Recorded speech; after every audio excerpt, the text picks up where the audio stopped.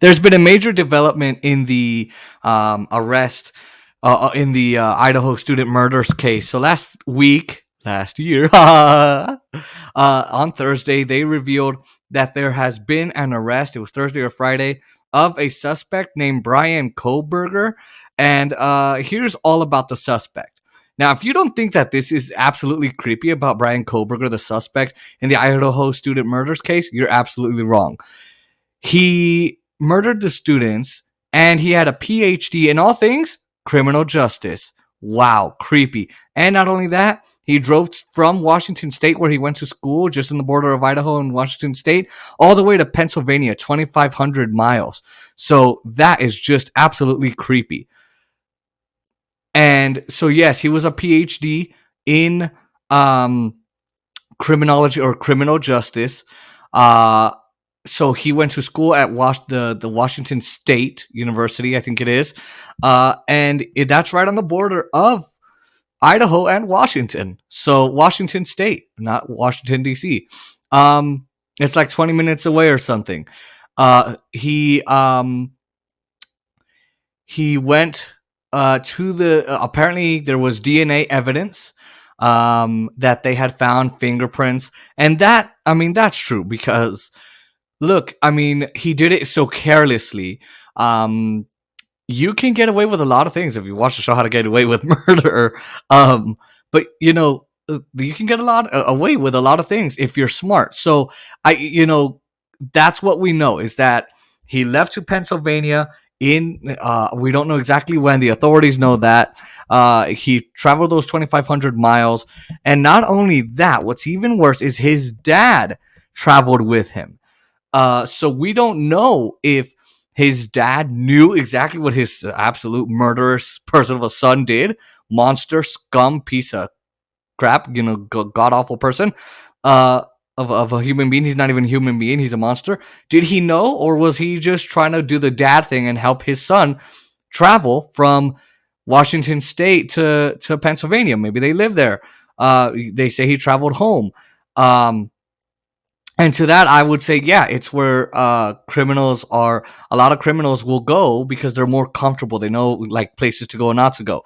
The authorities were tracking his car. So again, did the dad know or did he not know? Was he just trying to do the dad thing? I have a really difficult time believing that he,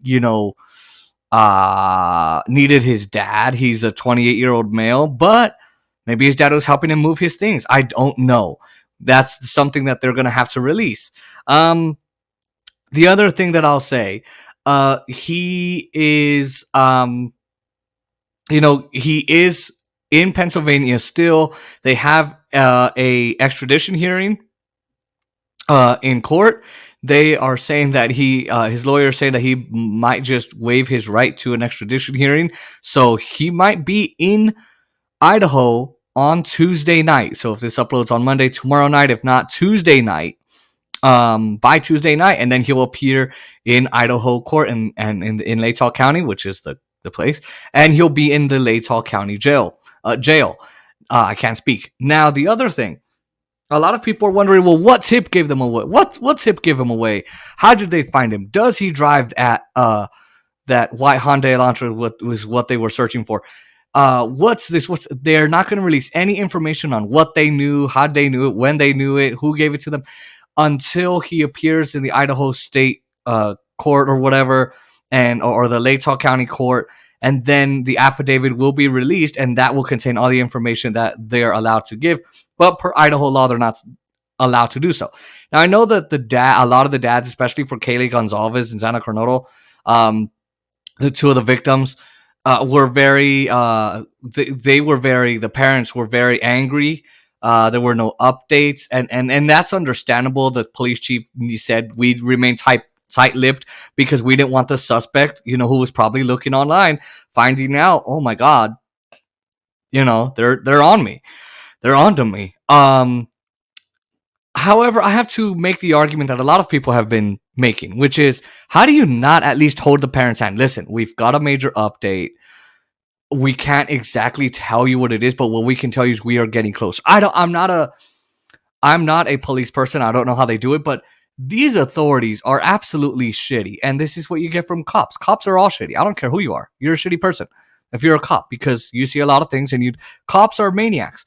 And at least keep the family informed. The fact that the family, one of the dads had to get an attorney to fight the authorities. Yeah, I mean, I don't think the families are going to be that happy, and I wouldn't either. I'd want at least, hey, how are you going on the case? You don't have to tell me details. I'd love details, but how, right? So um, again, they received more than 26,000 tips. At one time, it was 12,000, 6,000 at one time. So 26,000 tips. And look, I mean, for all those that were working on the case, we are grateful. And look, this community in Moscow, Idaho, Moscow, whatever.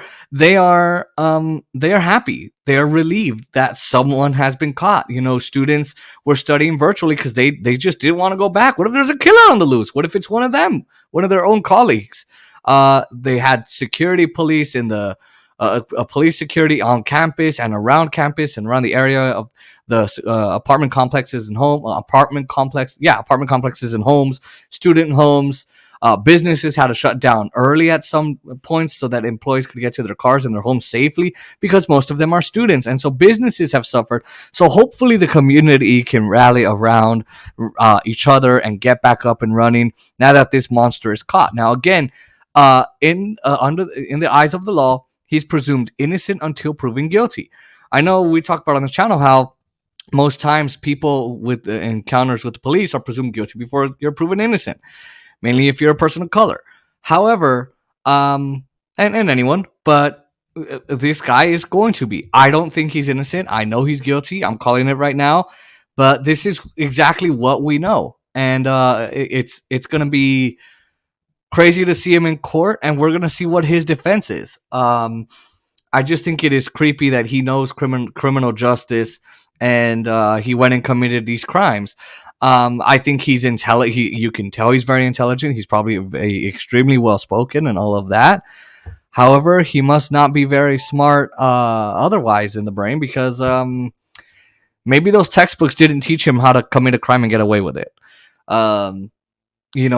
So he might have been going for that PhD.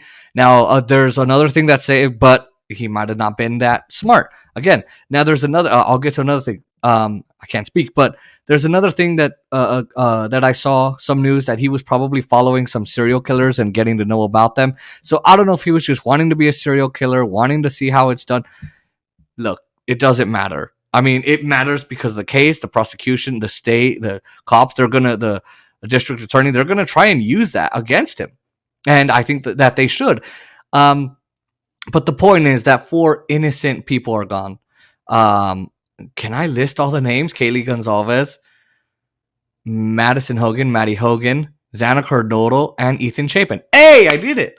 I mean, they are 4 precious, beautiful souls in heaven.